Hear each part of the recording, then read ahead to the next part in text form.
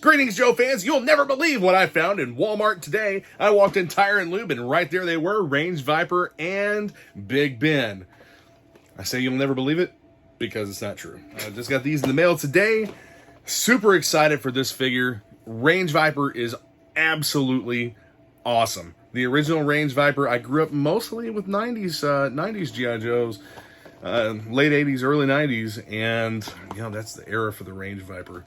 They need to make Eevee, Range Viper number 3 in the classified series. That would be an awesome addition and a great nod to the Deke series. Man, we're going to open these up, check them out. First off, let's talk about the artwork on the box here just a little bit. What is this? This is Dark Energon.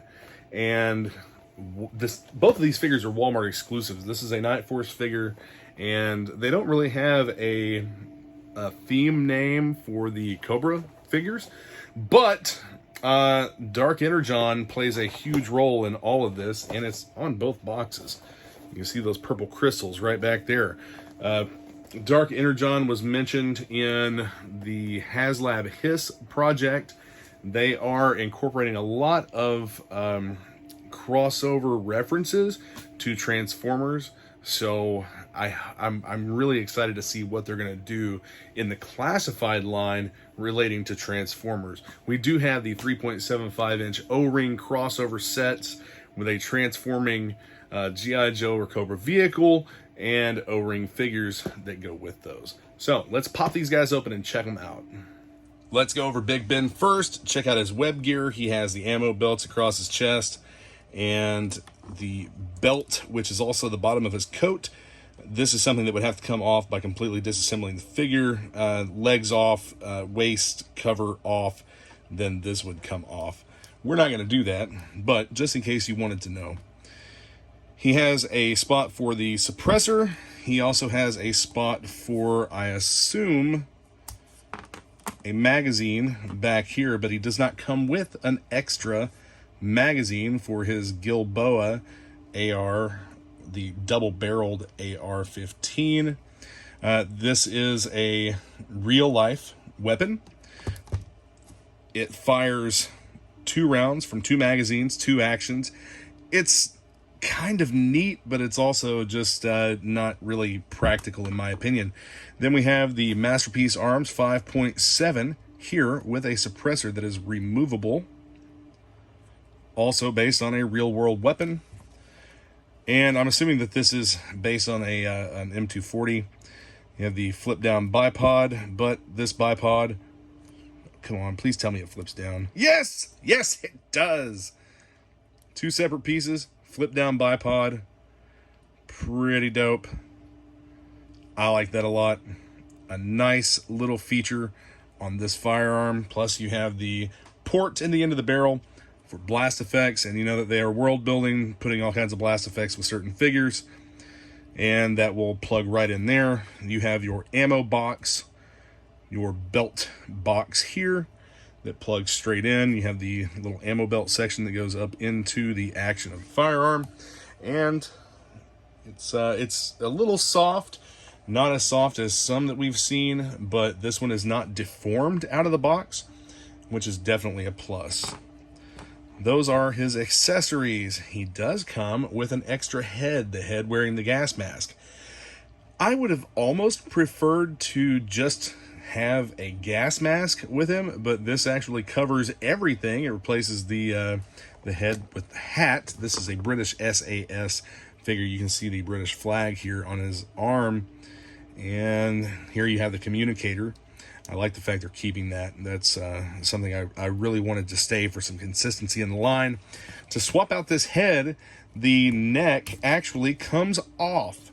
This head, the neck and everything is all one piece, and you just plug this onto the little dog bone joint piece here, like so. It's not overly tight, but it's pretty tight. No need to boil and pop or anything like that. But here you have a more anonymous looking figure. You could actually troop build this guy if you wanted to, using this gas mask head and use the regular Big Ben head for like a leader of that squad. Let's see. Let's take a close-up look. The neck on the Big Ben head is, or on the maskless head, is actually articulated. That would pop out, but we're not going to take that off. So this head sculpt is great. It is, in my opinion, fantastic. It's one of the best looking face sculpts in the line so far. They really captured some realism here, and really happy with it. I'm impressed with this figure. I'm not impressed with the fact that it is so far a Walmart exclusive. Walmart sucks worse than Target even with their exclusive stuff. I actually got these from Hong Kong. Everyone knows that they've been doing funky stuff with their Walmart pre-orders, changing your price down to $0 and then back, and just all kinds of wonky bullshit. So let's get the MPA into its holster. It's a nice fit, very snug, and of course the new suppressor. I don't know for sure if we've had this suppressor design yet. It's not exact, at least. It was right in here. And then the magazine from the double-barreled AR fits right here in this oversized mag pouch on the back. That is a bit of a tight squeeze in there, and I'm sure that you probably saw. Let's get it out. So check this out. This is a soft material, and the magazine kind of, that's really held in there. It's not gonna fall out on him on the battlefield. I'm actually gonna leave that out and put it back into the gun. I'll just have that in the clamshell case with the figure. Again, here's a good close-up detail. He does have all of the standard points of articulation, including the boot cut, the ankle rocker, and the thigh cut here. But I'm giving you a nice little close-up of the figure. No backpack with this one. The original figure did come with a backpack and some grenades, I believe. I'd have to pull him out and see for sure. But there he is. Big Ben, everyone. Night Force Big Ben. And I like the fact that they're doing the Night Force line with the subdued colors. Not overly wild or anything. We don't have that neon reddish orange yet. I assume that we'll probably end up seeing that at some point throughout the line, especially considering the fact that they are introducing small to mid-scale vehicles in the G.I. Joe retail line. The Range Viper. I am so utterly impressed with this figure. He comes with a ton of accessories, and it just looks awesome. No, his brain is not exposed. No, he does not have a skull face. It's not a monster. That is a helmet, and it's meant to strike fear in the enemy. The backpack, when I pulled it out, the post was a little bit crooked. Probably gonna heat that up a little bit and get it straightened back out. It is a soft, pliable material.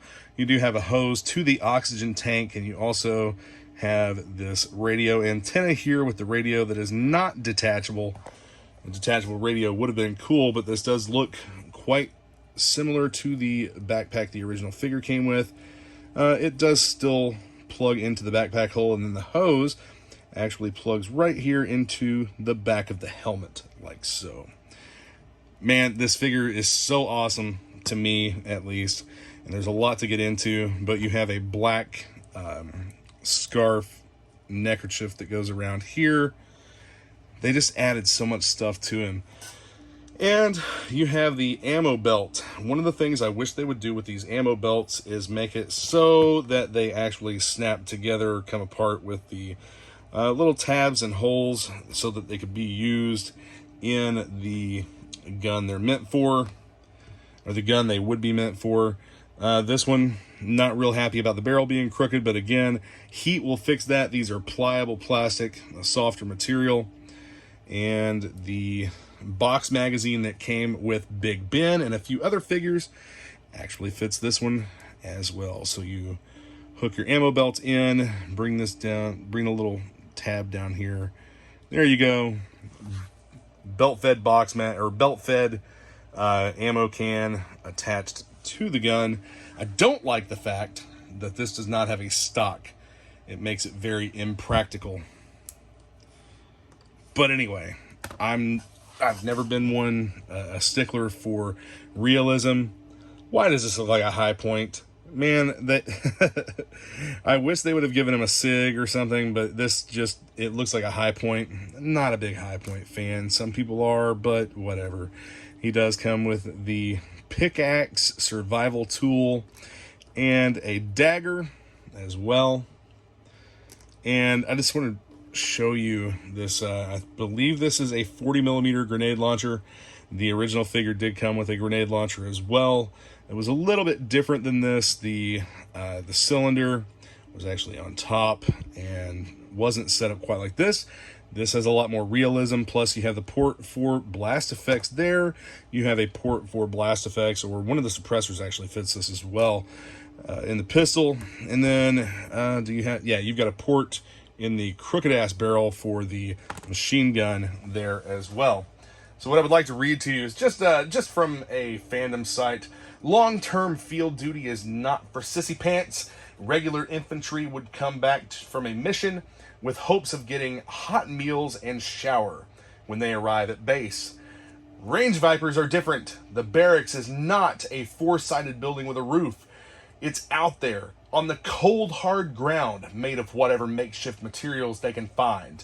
Their meals are whatever edible, walking, or crawling critter that comes along, and their water comes from the nearest river or stream. They are only provided their uniforms and basic weapons. Whatever else they need, they have to hunt for, scour, raid, and steal from enemy outposts. These men and women are recruited from the most extreme of wilderness enthusiasts with a propensity for violence. So these are survivalist troopers. They're extreme environment troopers. These guys would be more akin to an enemy of Outback or Ambush, whom I hope we get. Ambush, Evie, from the Deke episode, I Found You, Evie. That, man, I really loved that episode. I don't know why, but for some reason there was just more heart to that episode, I think. So he does have the drop leg thigh holster and the magazine pouches on the other leg. Let's get that little high point stuck in there. Man, he needs a better pistol. That's not going to do well in extreme environments at all. He also has on his belt, let's see, there should be, am I missing it? So on the backpack, no. So he should have a sheath for this. I'm not sure exactly what that little loop here on the belt is necessarily made for, but the knife would probably, yeah, the knife actually fits in there. The backpack, or I'm sorry, the pickaxe, not so much. Where is that going to go? What do we have going on here with the backpack? What goes in there? Is that a place for this? That doesn't fit. It's not a place for this. Is it a place for this? Or maybe the grenade launcher. Does the grenade launcher fit? No, not really. What the hell is that for? I know something goes in there. I'm just not sure what. Something has to fit this space here. Sorry, I had that way off center of the camera. One of the things that we had looked at here before was the fact that your weapons would plug into the backpack, and it looks like something is meant to go here, but we don't really have anything that does. The machine gun doesn't plug in any weird way. I'm not upset about it, but it's just a little odd that this hole, this port, is here and nothing seems to fit that. Very interesting. I would have assumed that the Range Viper would have a multitude of storage points for all of his accessories, but he just simply doesn't. This should have been a sheath for the knife over here, or a loop for the pickaxe. The pickaxe may actually fit into that loop. Nope, pickaxe won't go through it. That is a bit odd. Might have to figure out something with this guy and get a gear pack. I saw where someone had actually painted the face on this and brought out some of the detail, but let's get a close-up look here of the sculpting detail. Even the paint looks fantastic on this. I'm happy with it. Not a lot of overspray or bleed over. They really made the mask look very sinister. And he does have all of the typical points of articulation: the bicep, the butterfly joint, the shoulder, the thigh and boot cuts, and double jointed knees and elbows, of course, and the articulated wrists for the hands, and your neck and head both move around. So, but I love this figure. It's absolutely fantastic. I'm so happy that they made Range Viper. Plus, Range Viper is also part of the 788 Fire Team. I ordered some of those. Can't wait to get them. I do have the His Tank coming.